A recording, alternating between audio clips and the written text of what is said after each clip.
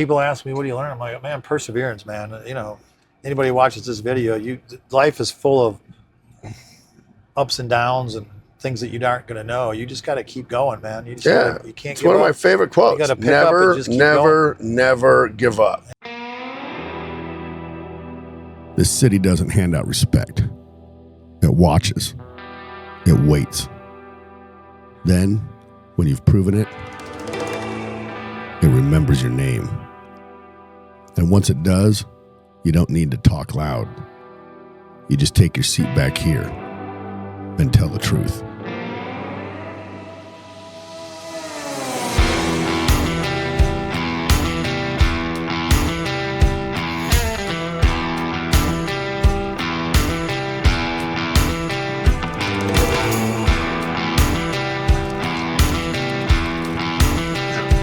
Hello, Steve. How you doing? I'm doing fantastic. Elliot, how you doing, buddy? Good. Glad to have you. So this is actually something I've been looking forward to for a hot minute. Well, I'm glad you have been. I can meet some expectations. Well, and we just got done filming an educational video with you. So we did. That'll be good because we don't have to get into a lot of that.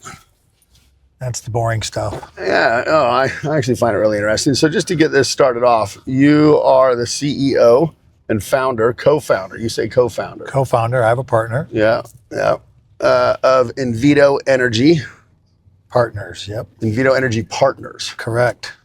And you guys do oil and gas, right? We are essentially like a private equity fund that invests specifically into the upstream oil and gas sector. That's exactly what we do. And we've known each other for like 6 years. Yeah, it's been a while, man. I can't believe how long it's been. Yeah. And I remember one of the most interesting, enjoyable trips I've done in my day job, being an investment advisor, is what we do, go out to El Paso and then drive into New Mexico. Is that where we landed? Yeah. So my partner took you to the field, took you to the patch, if you want to call it that, took you out to the oil out there to New Mexico, Lee County, New Mexico. I was being landman before landman was cool, wasn't I? Yeah. Drove across the no man's land and got to go check out an oil well and see all that goes on out there. Yeah, that was really neat. And Jared's a great person to do that because he's an engineer. He's grew up in the field, been on a lot of wells, probably drilled well over 1,000 wells. So no greater person to go see the oil field with than Jared. Yeah, that was pretty cool. So let's get into it a little bit. You went to college or you went in high school, the school counselor, said you'd be a great candidate to do oil, or how do you fall into this? Oh, man. Well, that's a long story, man. It is. I don't know where to begin. Where I went to school is Central. I'm born in Joliet, Illinois, which is about 45 minutes south of Chicago. Okay. Right. And then my parents were divorced when I was like 8. And then we moved with my mom to Michigan when I was 9. And then my dad, I went, kind of back and forth. My dad stayed in the Joliet area, Plainfield, Illinois to be specific. And then we moved to Jackson, Michigan. And so I went to basically middle school, high school, and college in Michigan. And I went to Central Michigan University, which is in Mount Pleasant, Michigan, kind of in the middle of the lower peninsula, if you're familiar. Everybody does the hand to tell you where they were from. Mount Pleasant's like right in the middle of the hand. Got a degree in finance and accounting. Oh. And what was your plans to go do with that degree? I went to school, thought I was going to be a sports journalist. With a degree in finance and accounting? No, I started out to be a sports journalist. Oh, okay. Took one class and remembered how much I hated English. And said, I don't know why, just because I love sports, I thought that's what I would do. Yeah. And then I was always good with math and numbers.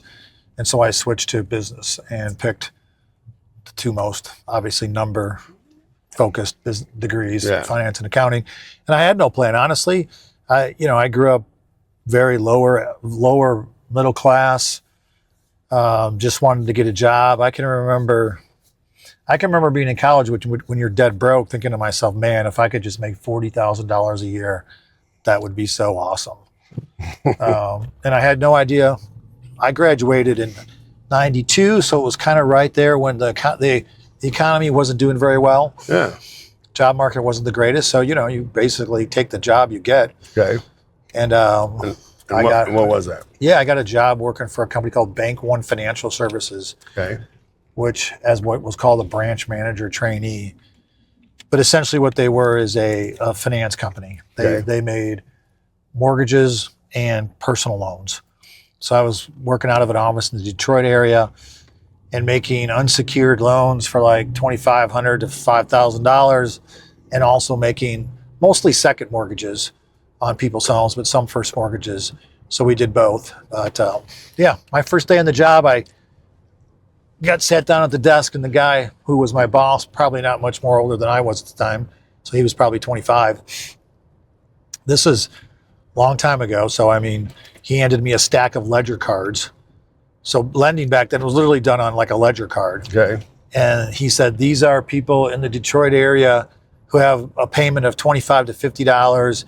And back then, this is old school finance. They're just a couple days past due. Call them and ask them where their money is. It was like, I remember coming home from work that first day and thinking, oh my God, please go back. I want to go back to college so bad. Like, I got cussed out. You got more out of times. college to find out you're Guido, Oh gosh, the leg breaker I got cussed out more from times the bookie. than you can shake a stick at. And then, so yeah, that was a rude awakening. And then, yeah, but then we were making loans and making home loans, and man, we'd go drive. We didn't even do a third party appraisal. We would do our own appraisal. So I would have to go to the house. Okay. And I had this checklist of things I had to answer. Okay. And then I had to take a Polaroid camera with me. And then I would take pictures of the front of the house, the street scene, and then internal pictures. And then I would tape them, go back to the office and tape them to this piece of paper, which had all the questions. And that was our appraisal. Wow. And that was part of the underwriting decision. Wow. Yeah, it was nuts. It was pre-RESPA. So if anybody familiar with the lending world, the Real Estate Settlement Protection Act, which is the big legislation that kind of reigned in the lending world. Yeah. I mean, the rates were crazy. The interest rates were high. The points they were charging on the deals were insane. But of course, I didn't know any better. I was just doing what I was told. Yeah. Yeah. So that's what I started off. And so how long did that last? And were you married at the time? When did you get married? No, I was. How old were you when you got married? How old was I got married? The first time I've been married twice. I've been married for 25 years this year to my wife, Lori, but I was married for a very short time. And I think I got married when I was 28 or 29. Oh, okay. And so, but that job lasted. I was there. I got promoted to a job as a branch manager in Wabash, Indiana, which was a little town in the middle of nowhere. And I didn't want the job because I didn't want to move down there. And when I graduated college, this is the 90s, man, old school management, just, no regards for employees, right? They forced me to move to Detroit. I could have lived at my home with my mom and driven to the office and saved money. They forced me to get an apartment, right? Yeah. And then they promote me in the middle of my lease. And then they forced me to move to Wabash, Indiana. Geez. And now I have 2 leases. And let me tell you, the job, when I got paid, it was $19,000 a year when I started. Holy cow. And then when I got promoted to manager, it was like $24,000. Yeah, yeah. It's no money. You're not making anything. And I have 2 leases. leases. And so when I got to Indiana, I literally wrote a letter to the, HR department or the boss, my boss. And I just said, listen, you guys forced me to get a home. You forced me to take this job. Now I have 2 apartments. I'm basically losing money here. Yeah. I was on the job for 30 days. I come to work one day on a Monday morning and HR was there and fired me. What? Because I pissed off the boss, who was like one of these old school screaming yelling kind of guys. Not my boss, but the boss above him. Yeah. I guess because was the arrogance of me writing a letter and bringing the issue up. Wow. And so that was my first time, in the corporate world getting what I would call screwed over by management. Yeah. And then I got a job with so if you're old enough, you'll remember a company called Household Finance, HFC. So I got a job right back into the finance world in Grand Rapids, Michigan. And same thing, making mortgages, personal loans and mortgages. And probably a year into that, I got promoted to a manager and I opened a branch office. How old were you at this time? So I was like 25. Okay. Opened up a branch office in my hometown, Jackson, Michigan. Okay. And then I did really well, and they promoted me to a bigger branch up in Detroit, Farmington, Michigan. Okay. And then I met a guy at a Christmas party who ran wholesale for a company called The Money Store, which is another place you may have heard of. Yeah. And he recruited me to move to Denver and reopen their wholesale division. And so yeah, at 26, I basically just packed my stuff up, rented a U-Haul, threw it behind my little pickup truck, and my roommate from college rode with me, and I moved to Colorado. Didn't know a soul, and just moved to Colorado and moved in with two guys I'd never met before, and basically started wholesale for The Money Store. I'm trying to remember what year this was. This is 96, yeah. 96? 96, and then my career just basically went from there. Eventually became a regional manager for The Money Store. Had like 7 states under me. I did well in managing Colorado and built that up, and then they gave me more states, and then The Money Store got bought by First United, and they closed down the wholesale side. So that was my first time. At what point in here did you meet your first wife and get married? When I lived in Colorado, so let's see. Yeah, so 96, I probably met her in 97. Okay. And then we got married, can't even remember, too long ago. I guess we got married in 99, if I remember correctly. And then how long were you married? Oh, that one, the first one lasted 364 days. Oh, that's amazing. What the hell happened? Oh, same old story, man. Come home and find out she's got somebody else. Oh, so, jeez. That's sob story. Yeah, no, you didn't have a kid with her or anything? So, no, she had a child. Oh, okay. Who was 3 when I met him. Okay. And his dad wasn't really in the picture. Okay. So, to make a very long story short there, I still, even though we didn't last but more than a year, I stayed in his life and eventually adopted him and raised him. No way. Yeah, and then they moved so my career did really well. I did really well. That's how my career progressed. And that's why I tell young people, I'm like, look, you get in a spot, find out where there's a place where you can grow. And the way you grow is by doing really well where you're at, whatever position you're in. Yeah. Right? And making sure management knows that you want to move up the chain. Yeah. Right? But you have to prove yourself no matter where you're at and go above and beyond. Yeah. So I did really well and eventually went to work for a company called New Century. But I had went through multiple variations of The Money Store gets bought, they close our division. Got to lay everybody off. Gotcha. Including myself, right? Then I get the job at New Century. I start off as a manager of just Colorado. Then I get like a few states, and long story short, I end up being a senior vice president there, and I have like about 14 states in the Western. How old are you at this point? 27, 28. Wow. So I had about 14 states working underneath me. I have an office in Texas. I have an office in Colorado. I have an office in Orange County, California, and an office up in Seattle. And then I got recruited. And so, yes, during that time, I met my first wife. Got married. And which again, how do you end up being married to somebody for 364 days and end up adopting their kid and raising them? So let me give to that story. Okay. So I'm doing really well at New Century, right? Really well, making a lot of money. And like 44,000, 45,000 a year. No. It's the 90s, at this point I'm making that in a month. Oh, jeez, for real? So in the 90s? 27 years old? Oh, yeah. You were killing it. I was killing it. I was making well over 7 figures by the time I was 30. Wow.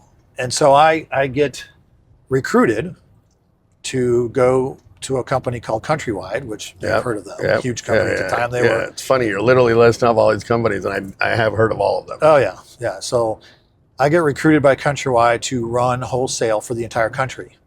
So Holy cow. I'm one of 4 divisional managers at New Are you even Century. 30 yet? No. Holy shit. Well, I'm 29, and when I turn 30, I get the job at Countrywide. So when I go to work at Countrywide, I'm like, inside a Fortune 500 company, I'm the youngest executive vice president in the company. And my division, I had 14 states, and we were doing about $300 million a month in volume. And then I go to Countrywide, which I have the whole country underneath me, and they were only doing about 250 million totally. Oh, So in 2 years, I grew that from 250 million a month to about 2 billion. oh my goodness. And by the time I was done, about 3,000 people working for me. Got 4 senior vice presidents across the country that work for me, about 16 regional vice presidents work for me, another 50 sales managers and 600 sales reps. That was my organization. Wow. And so at 30, that's what I was running. That's incredible. But it was a brutal corporate job, and it was all about managing up, and I hated it because I'm not very political. What do you call managing up? What does that mean? Well, inside large organizations, when they get really big, your skill sets, as much as anything when you get to the higher levels, is about your ability to manage up. Oh yeah, kiss Right? ass, work Pretty politics. And I am not that person. Yeah. I'm about executing, making it happen, managing down. So Oh, I God. hated the job. So I walked in and quit, Oh, after about 2 years there because I was Wow. miserable. Then I ended up at a smaller company called Subprime Capital. So anyways, all right, back to your question. How did I raise the child? All right, so I meet my first wife. She has a son. I get really close with him. Then we go through all that. I stay connected to him. She's still letting me see him. Then I meet my current wife, and who was the sister of a friend of mine who also worked for me. okay. And so we ended up getting married, and I get recruited by Countrywide, and so this part of the story is pretty good. So they offer me the job. I turn it down. And I'm like, I can't leave Kyle. So I grew up, my parents were divorced. And so I was basically, Kyle's dad, even though I wasn't anything at the point. And I'm like, I can't leave Kyle. I can't leave him here. If I leave, I'll never see him, and I won't be a part of his life anymore. Gotcha. And so I told Countrywide, I turned the job down, and they asked me why, and I said, that's why. And they said, well, what if we give your ex-wife a job at Countrywide, and what if we pay for them to move too? Wow. So my ex-wife at this point is remarried. Okay. So me and my current wife go meet with her new husband, and we sit down and say, here's the deal. I've been offered this job. I turned it down, but they are offering they will give you a job, to my ex-wife, Yeah. and they will also pay for you guys to move. You guys That's want to go to Texas. Crazy. And they said yes, and the next thing you know, we all moved to Texas. Okay. So, all right. So, Yeah. so when you told, Put that together. yeah. So when you told your current wife that you wanted to stay friends with your ex-wife of 364 days' son, Yes. she bought that. She didn't interpret that as you wanted to stay in touch with your ex. No. So the fact that when she met me, I was still very active, having Kyle, my oldest son, having literally in his your life life. and having him like Okay. every weekend or every other weekend, Oh, endeared her towards me. The fact that I was that kind of man. that's The fact awesome. if you ask her, she'll say the fact that you were taking care of somebody who wasn't your child Yes. was a big deal to her. Yeah. That's And cool. and then of course, I get offered that job and Yeah. turn it down. And then, the company's literally like, we want you enough.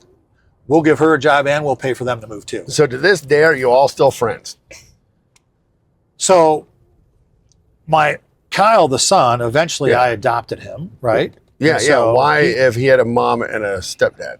his mom is still around, of course. Okay. And his dad has always been around. He just is Okay. never in the picture, Correct. right? But his mom married the other guy, right? Well, she got divorced to that guy. Oh, okay. But All right. the original father is still around, but he just was never active. Long Yeah. story short, I eventually adopted Okay. Kyle. So But was I friends with, like, I wasn't friends with my Okay, so they ex-wife. moved out there, but it wasn't like the four Yeah, of no, you we weren't like like, we went weren't boating together. we weren't hanging out. Gotcha. Yeah, there's a lot of stories that go into that just, probably not for this conversation, for this show. Right, yeah, no, it was very challenging to say the least. My wife had to deal with, I think you can only imagine the conflict, the angst that caused. Gotcha. All right. Because of a lot of other things as well. But, because I incentivized them to move. I helped her buy a house. And, anyways, and I ended up paying for that house for many years. I bet. Yeah, anyways. All right. So, but you do what you, when there's a child involved, that you do the things you have to do. Yeah. Yeah. I mean, I guess some people don't, but I did. Most don't. Yeah, well, that's not me. When it's not theirs. And they've only been with their mom for 364 days. That's really impressive. I always tell people that being a father or a mother has nothing to do with blood. Yeah. Being present at birth or conception doesn't make you a father or a dad or a mom. No, it definitely doesn't. So how old were you when you married your wife that you're currently married to? Probably, I don't know, 32 or 33, something like that. And now we're in Texas, and I got this big job, and then I go to work for another company, and smaller company, but it's nationwide, and which was great. There was just really one guy above me, and we were running the whole business, and I got to start to get exposed to things like, secondary marketing, going to Wall Street, and all this kind of stuff. But what was coming at the time was the financial crisis, right? Oh, we're building up. And I'm in that space, right? Literally. Oh, yeah. And so, because my whole career was in subprime lending. And so the company we were at, we knew that we were, even before the, 06, 07 happened, we knew we needed to find a financial partner. So we spent about 9 months going through due diligence, looking for a partner. We settled on a French bank called Natixis was going to buy us. Okay. And our warehouse lines were cutting us off on December 1st, 2006. Oh. We flew up to New York to close on the transaction. It was me, the guy running the business, the guy above me. I was the CEO, he was the president, and then our attorney. And we're literally, I told anybody, if I was a good writer, I could write a story. We're in the big giant office building right next to the plaza overlooking Central Park. Wow. Like on the 85th floor. Yeah. Right.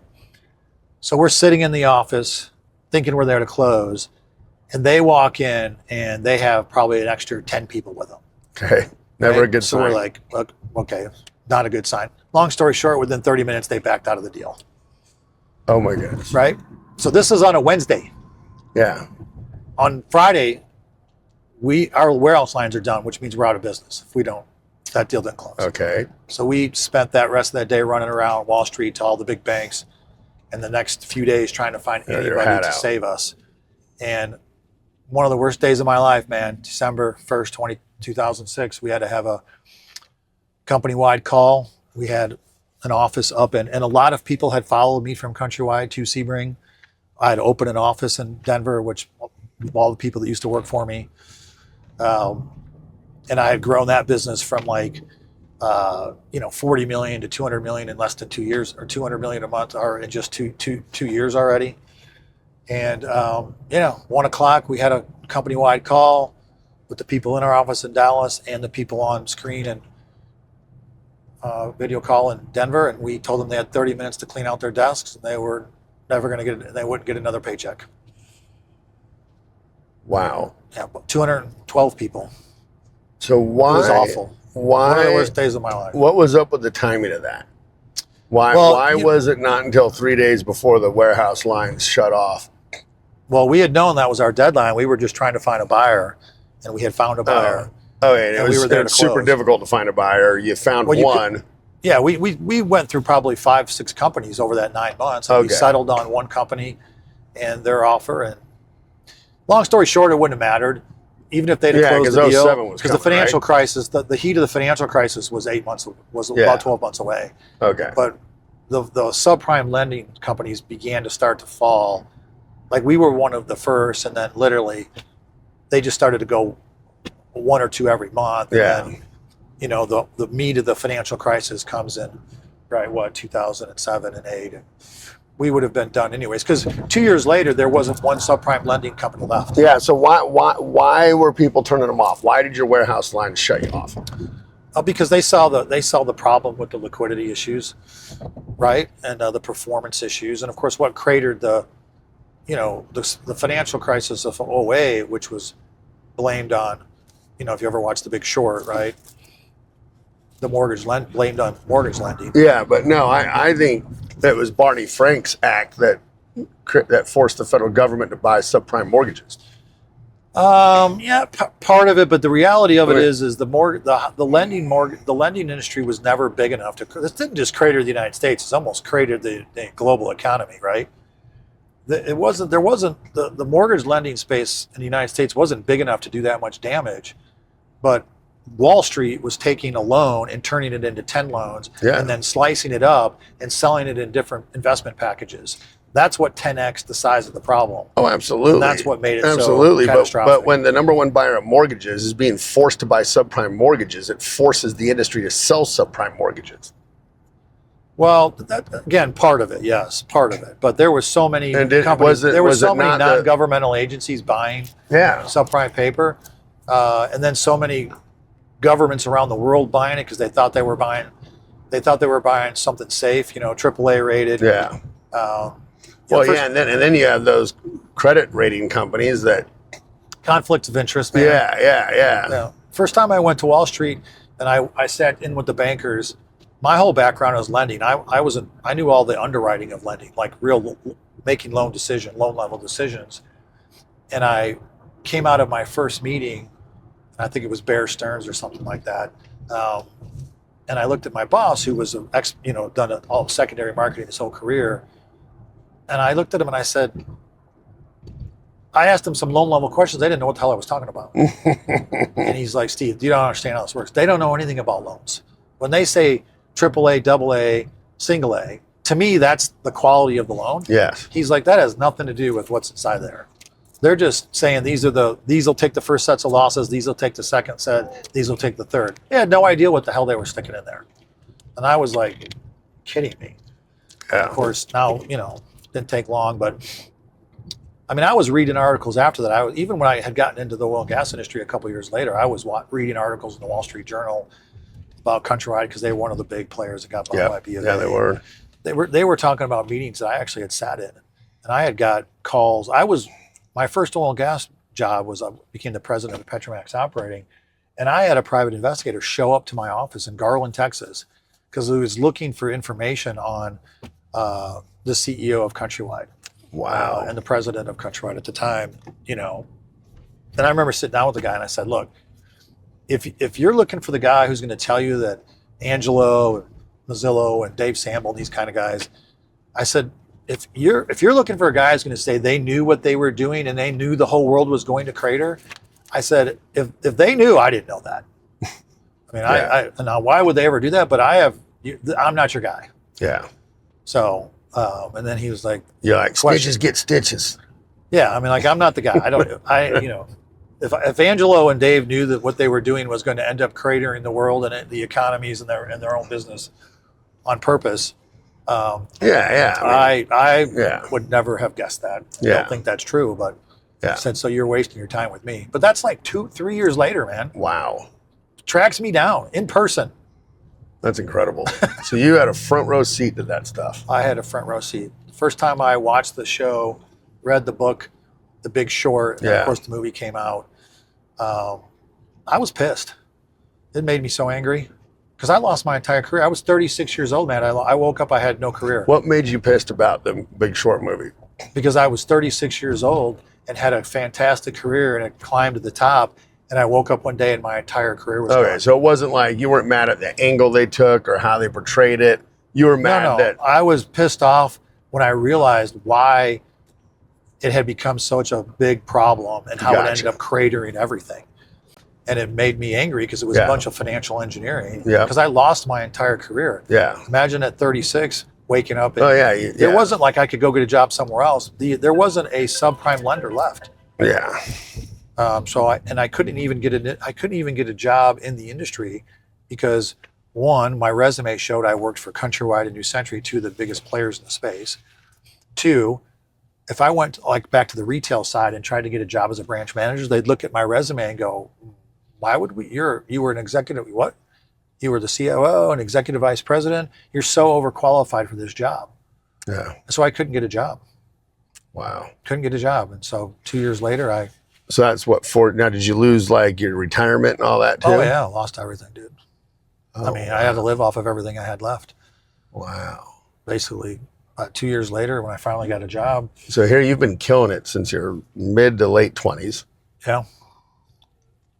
You feel like you've made it. Yeah. You're going to ride this career that just gets better and better all the time into the sunset. Mm-hmm. And 36 years old. Gone. It's all taken from you. Absolutely brutal, devastating.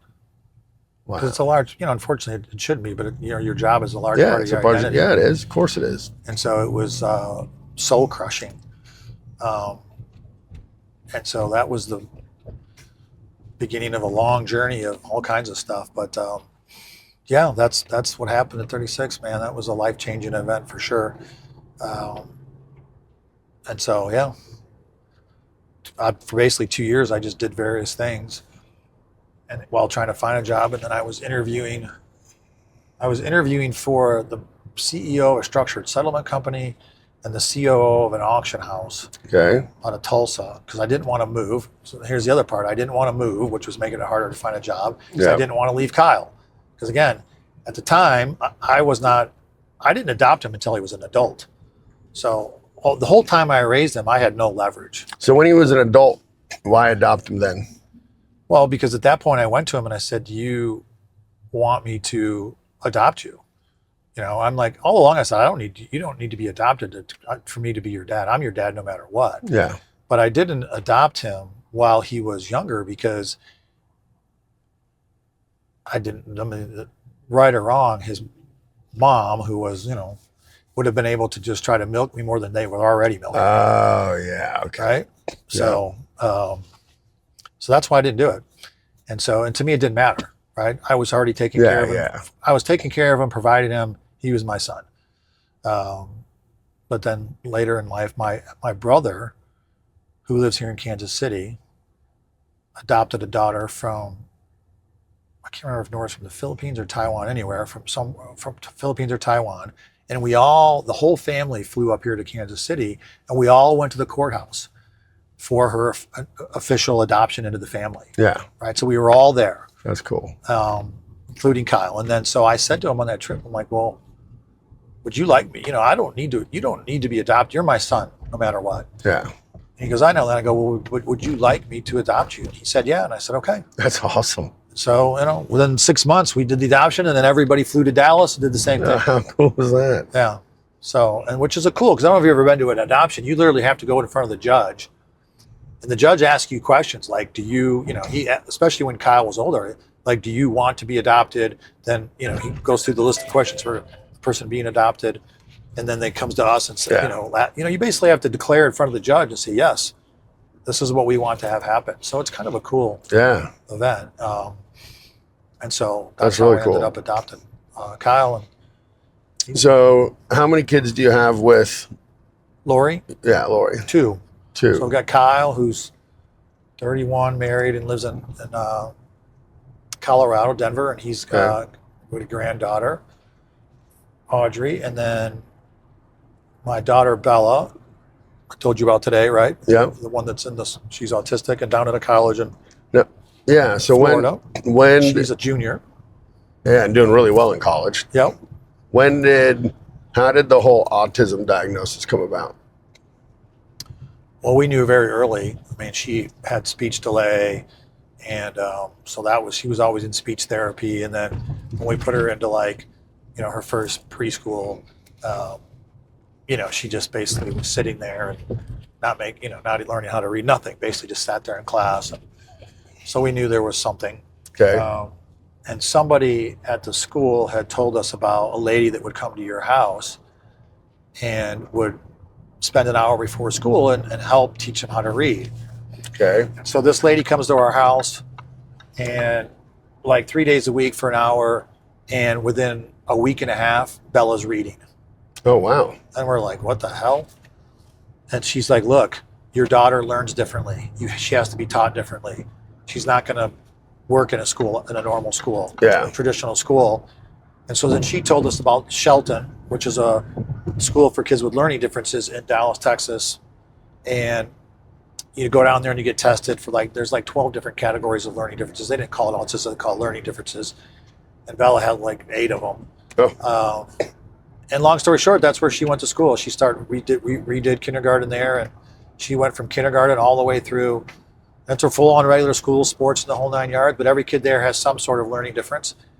And so she went to elementary, middle school, high school, graduated from Shelton, and then she went to college. She found a college. She was going to go to a school near us, and then she found a school, came home one day and said, I found a school I want to go to. She's like, I've already applied, and they've already accepted me. We're like, oh, okay. And it's in Florida. So there's 2 schools and the 2 accredited colleges in the state United States that are, their entire curriculum is designed for students with learning differences, whether that be ADHD, autism, whatever it may be. Yeah. Right. And one of them, and they're small, and one of them's in down in Florida, right outside Orlando, called Beacon College. And yeah, for the 3 weeks we were doing the tour there, and she's a junior at Beacon now, and she'll end up with getting a degree in early childhood education. Oh, that's cool. Social services, and she wants to work with families and kids that like herself. Yeah, that's awesome. Yeah, but that's a very abbreviated journey of for parents to know more people would be familiar with the term special needs, but when you raise a special needs child, it's not easy. Yeah. So that's been, So anyways, she's a junior, and then my youngest, Nick, is a sophomore at the University of Oklahoma, and right now he's going into finance. Oh, okay. Yep. Follow in your footsteps. For now, we'll see, but that's where he's headed so far. All right. Yeah. Cool. So 2 years of doing odds and ends after the entire industry craters. Yep. And you're overqualified for all this stuff. You got to take a job somewhere. Yep. And you're in Texas. In Texas. So seems to make sense that one of those opportunities would involve oil and gas. Didn't make sense to me. I knew nothing about oil and gas. I literally was applying for those 2 jobs, came down on the CEO of the structured settlement company. It came down to me and one other candidate who was actually my former boss. Oh, so you're applying at the structured settlement company. I was doing job searches, right? Yeah. And I was interviewing for the CEO of a structured settlement company, and it came down to me and one other candidate. And that candidate was actually my former boss at Countrywide. Oh, okay. And they chose her. Oh. At the same time, I was on the COO job so within 24 hours, I got the notification they chose the other candidate. And then the auction house COO job I was interviewing for, they said, we've decided not to hire. And all along, I had gone to church. Going to church, I had met a gentleman who was one of the elders at our church who owned an oil and gas company. And my background really is like a professional manager. Obviously, I've managed I've managed companies and divisions and lots of people inside. So I just call it professional manager. And I would go to lunch with him. He was an entrepreneur, and him and 2 other guys owned an oil and gas company. And they were all entrepreneurs, never worked for anything in their life. And the company was growing, and we would go to lunch, and I would tell him about it. He would tell me his challenges, and I would try and help him. And eventually he's like, man, why don't you come work for us? Why don't you come work for us? And I'm like, I don't know anything about oil and gas, man. I'm trying to get a job so I'm trying to get these other jobs. And when they both go away within 24 hours, I call them. I said, okay, Robert, let's talk. So I go out and meet with them at the restaurant right across from their office. And, it's him and one of the other partners. And, they're just entrepreneurs, man. They're literally, the lunch was like, look, the company's growing. We know we need help, but we can't even tell you what we need you to help us with. Gotcha. And I said, well, look, I know how to run businesses. I don't know anything about oil and gas. I'll just start off as a consultant. And if I can't help you, I'm not going to take your money. And within a couple months I was a COO. Within a year I was the president, and then over the next 7 years we sold 5 assets for about $1.3 billion. And one of the last transactions we did, we took some money off the table and kind of had to sit out for a non-compete. Sat out a couple years, then I jumped back into the space for another company as the COO. And that only lasted a couple of years because of a huge misalignment between myself and the owners. In what way? And then I started Invito. Describe that misalignment. Yeah, so what I would say is working for private companies, one of the things you can run into is, I always call it the emperor has no clothes syndrome. Okay. And so at both of the oil and gas companies which were privately held, different types of issues, but one of the main common things is the person at the very top, the one person who really runs everything. There's no accountability. Gotcha. They can do whatever they want to do. Yeah. Right. And when you come out of the corporate world where I come out of, that's not the world I existed in. Everybody can get fired. Gotcha. Right. You just can't behave certain ways. You can't do certain things.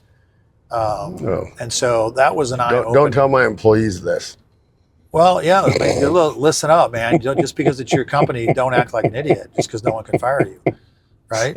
Yeah. Rule number one of running your own company: don't be an idiot. Yeah, or I mean, look, I could tell you stories of the crazy crap I had to deal with. I'm sure. Right, and so, but I lasted there for a while because I was basically learning oil and gas, and good experience, and we were doing well. I didn't enjoy the job because I didn't enjoy the person I worked for, and then but I made really good money there, and then I went to the other place and. Which I had known the CEO prior to, but it wasn't within 3 or 4 months I knew it was a mistake. Gotcha. And I knew it wasn't going to last. Just really a misalignment of how both of us look at the world and treat people, and not only as a manager, but just morally, character-wise, and it just didn't work. But I had brought Jared with me over there, so I met my partner Jared. I hired him to run ops for us at first company. Then when I went to the second company, I brought him with me over there. And eventually we decided to start Invito, but we spent probably a good year talking about it. And, it really was about, if we were going to do it, we were ready to do it because we were tired of being in the situations we were in. So we spent the first 4 months just to stop talking about core values, which sounds like people hear that term and think there's nothing really to it, but it really makes a difference. I mean, why are you doing this, and what do you want it to be about? Yeah. Because if it's just about money, forget it. It's not going to work. Yeah. Or it may work, but it wasn't about the money. It was about the working environment that we were in. And we wanted to enjoy coming to work. We wanted to enjoy who the people we worked with. We wanted to trust. And we wanted, our core set of values was called RSVP, which was respect, sincerity, value, passion. Wait, respect? So our core Sincerity? values are respect, sincerity, value, and passion. And respect and sincerity are literally just about how you treat others inside your organization and outside your organization. And then value and passion. Value is obviously, we want to bring value to every relationship we're in. And passion is, because the climate catastrophe movement was such on a heater at these times. We're like, look, we don't want anybody working for us if they think we're destroying the world, right? If you're not passionate about energy and oil and gas and what we do for humanity, well, then don't come work for us just because you need a job. We don't want you here. Yeah. We'll weed you out quick. Yeah. But that had an act that, I'm like, our SVP. And then trying to come up with a company name is not easy, right? So we were just Googling, word meetings, and it turns out Italian for RSVP is Invito. Oh, no way. My wife's Italian, and that's how we came up with Invito. That's awesome. So literally, there's not much of a story, but there's a story to Invito Energy Partners. Now, hindsight, the things you don't think about when you pick a company name is having to spell it for people. Yes. Right?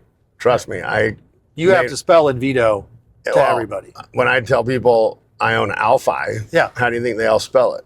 Oh, same ALPH, and nobody gets it. I can't tell you how many times when I would tell somebody in vitro. Yeah, like, no, we're not trying to get people pregnant. No, it just depends on who you are. Yeah. So Yeah, no, and That's and the if story people- behind the name of the company, Invito Energy Partners, Yeah. which is invitation, which is the acronym is RSVP, which is an invitation, Yeah, and that's how we came up with the name of the company. I love it. Yeah. So at least there's a story to it. Yeah. People ask me all the time if Alphi stands for something. I'm like, nope. Yeah. And we have what's called the Jared and I always joke about this. We call it the no asshole rule. Yes. Right. I mean, we're a small company. We have 9 people. It's like we're just not going to deal with that. And we always cracked up at the beginning. We're like, well, if anybody will be the assholes, we'll be the assholes. Yeah. there you go. Right. But Yeah. we feel pretty confident in the fact that, look, I went from company to company. In my mortgage days, people followed me from one company to the next. Yeah. And oil gas people followed me from one company to the next. Yeah. Well, I mean, I'm not saying I'm the greatest manager in the world, but what I'm saying is if at least when people follow you from one company to another, you're not an asshole. Correct. So Correct. it's no asshole rule. That is awesome. All right. So we've covered, I mean, we didn't cover it too in depth, and I don't know how much more you'd really want to share about it or if it would even really matter. But you went through a pretty significant career shift, loss, change. Yes. The likes of which, I think everybody experiences to some degree or another. To do it on a global stage is a whole other thing, though, right? Yeah. To have a front row seat to that epic disaster. And I was the opposite. I was in the Middle East and none of it mattered to me. Yeah. So you get back on your feet with these oil companies, and then you go start your own. Yep. What's that been like?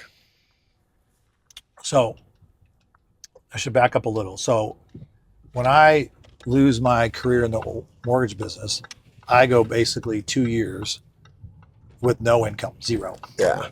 Which is why we pretty much had to live off savings. And of course, savings got crushed because the financial crisis killed half your investments. Yeah. So I got double whammied. So that was my first time frame of no income. Okay. Then after, when I left Petromax, because we sold some assets, took some money off the table, another 2 years, I did some entrepreneurial stuff. I didn't have a complete non-compete, but they made it very difficult for me to work in the industry again. So I started a title company up in Denver, and then I started a software company in Dallas. And, but long story short, I was investing money and not making money. So another 2 years with no income, right? Yeah.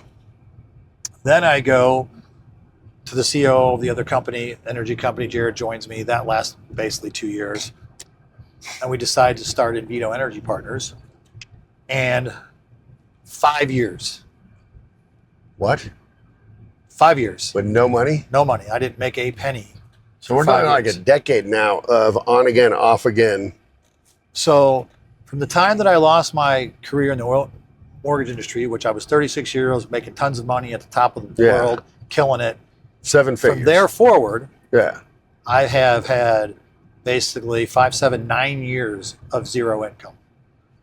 And it has been brutal. The last 5, of course, the ones that just happened, was absolutely screwed. I don't know how I survived, but I did. Now, I survived financially because I've always been extremely conservative with my money. In other words, a lot of people with the amount of money I made would have lived in massive houses and had second homes and giant boats and 100,000, cars all over the place. I just never did that. I grew up very low. I grew up with nothing.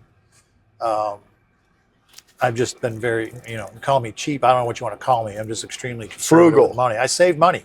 Yeah. Bottom line, saved a ton of money, which saved my butt multiple times, especially the last 5 years. But still, I watched, my net worth get cut in more than half. Yeah. But going 5 years and making no money Yeah. while you're trying to start a business. There's very few people that can do that. But it's not just the financial burden to have on you. It's the fact that your business isn't successful enough to pay you was just excruciating. Yeah. And so, people always ask me, well, because we're still not on the other side, but at least things have gotten a lot better for us at 24 and 25. And we can hire staff now and pay ourselves a little, something, but still not where we need to be. But Yeah. would you do it all over? And I'm like, no way, man. if I'd have known what I was going to put myself through the last 5 years, Oh, you wouldn't do this all over again. those 5 years were the most painful years of my life. Yeah, but 5 years from now, you're going to say, yes, No I'm way. doing But it. if someone says to me, would you do it? So I saw the interview with Jensen Huang and the NVIDIA CEO, and then he asked him that question. Yeah. And he said the same thing. I would not do it. What? If I knew the pain, excruciating pain I was about to put myself through, the shame, the embarrassment, the pain my family was going to go through, there's no way I would do this. Wow. And I totally okay. can relate to that, because if someone said to me at the beginning of 5 years, here's what's going to happen. Here's what, if you do this business, here's what you're going to go through. For the next 5 years. Yeah. So there's a lot of people that say, the great thing about being an entrepreneur is you got no effing idea what you're about to put yourself through. 100%. Because if anybody ever knew, no one would do That's it. Right? exactly what I'm saying. But I've always had a different attitude. Well, that's because you're different, Elliot. I'm just, because I'm nuts. Shocker. Look, I grew up at times very poor and at times going to Europe. Yeah. Right? And when I first heard this statistic, that 9 out of 10 businesses fail, Yep. the next thought that went through my head is, so you mean all I got to do is fail 9 times and I'm going to be rich? Okay. That's why you're Sign me different. up. Yeah, that wasn't what went through my mind. Right? And it's always like, yeah, you want to nail me to a wall and flog me for 2 weeks? But as long as I know there's an end date, I'm good. Have at me. Right? Like, yeah. So not for me, man. I wasn't always bent to be the entrepreneur. If my last mortgage job would have still be around, I loved that job, loved who I worked for, respected the hell out of them, I'd still be there probably. Gotcha. Well, just so you know, I ended up being an entrepreneur out of necessity, to be honest I have with a you. new goal. What's your new goal? Make you eat those words. We're going to do so much oil and gas. You're going to look back on those 5 years and you're going to go, abso-freaking-lutely. I understand what you're saying, man, but those 5 years We're going to were be single-handedly painful. responsible for a 1 degree increase in global temperature. Painful, dude. Oh, I understand. Trust me. I mean, you're talking to a guy that's been evicted 3 times and had a wife and kid living in an apartment, no electricity. Yeah. And I my look car back was at it repoed. now. I don't even know how I made it. But I did. But people ask me, what do you learn? I'm like, man, perseverance, man. Anybody who watches this video, life is full of ups and downs and things that you aren't going to know. You just got to keep going, man. You can't. It's one of my favorite quotes. You got to pick up and just keep going. Never give up. Yeah, Jimmy V. Right? Jim Valvano. Yeah, and you have to believe, man. I never lost belief in what we were doing. I never lost belief in what I felt like, at least in this business, why we wanted to start it, what I saw the problem was a space with this industry, and what I wanted to try to do to solve that. Yeah, and you believed in it. And what I love is your approach to it. And I hope people didn't miss it. And I'm going to repeat it in case they did. You spent months talking about values. Yeah. Yeah. Right? Like, in so many different arenas of my life, we'd have made fun of you for that. Yeah, I know. I totally understand what you're saying. Right? Yeah. because we're men and we're morons, right? Yeah. But you started with your values, right? And then you picked an acronym and you picked a name that's all connected to your values. Yep. Right? And I think it's really funny because there's this narrative, like we could create this very comical, and I've got Sander here who helps me do this next to me. I think he's going to get a kick out of this. You're kind of like, we could create this very funny opening to this, like one of the most evil career paths, mortgages led up to the '08 housing collapse followed by oil, right? Like there's a segment of the population that would look at you and think, you got horns growing out of your head. Yeah, exactly, right. And then on the other hand, you're adopting kids that aren't yours and taking care of them, right? So it's like, there could be some funny, story work. Wouldn't you agree, Sander, around that, right? But when you think about it, that obviously whatever caused you in your 20, late, how old were you when you, 28, 27? When I what? Kyle? Yeah, like 27, yeah. Yeah. So here you are as a fairly young man. Yeah. Being willing to take care of somebody else's kid that you'd only known for a short period of time. And fast forward to your future, and what are you doing when it comes to building your own company? You're starting with what your values are. Yeah, because that's what you learn, all that matters at the end of the day. When you work for two companies where there are no shared values, you realize that that's matters the most. Because otherwise, you can make a lot of money and hate your job, which quite frankly happened to me multiple times. Yeah. And so if you're going to start your own company, and not a plug for EOS, but I've told you about the EOS system and Yes. Entrepreneurial Operating System, or the book Traction. Yep. And of course, Gino. Plugged to Is his name Gino? Wickman. Plugged to my brother David, who's Yeah. who's an implementer here in KC. Yeah, But and your brother is like you, one of the best people I know. Like just a really solid, good guy, has good values, right? he's awesome. Yeah. But part of what EOS starts with is the values, because Yeah. everything starts there. And because a large part of organizational growth is, the right people, right seats. Yes. Right. Yes. So there's the right seats, but then there's the right people. Well, the right people have to share the same values you have. Well, if you haven't identified what those values are, how can you? Yeah, how do you can know they? if they share them with you? Right. So Yeah. So it's along those lines, right? And that's one of the best management books I've ever read. Yeah. Is Traction. And so that's why we started there, because that's what made the difference to us. Is we were going to build a company where the first two are the most important: respect and sincerity. That's all about how you treat people. Absolutely. Yep. Well, man, I think that was the perfect story arc. And I think it was a perfect note to end on. So now, Perfect. let's wrap this up and go get a drink and smoke a cigar. Let's do it. All right. All right. See ya.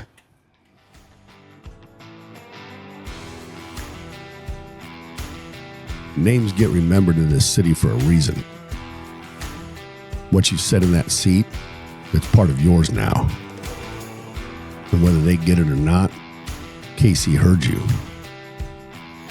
Backseat Ballers, where the ones who built it finally speak.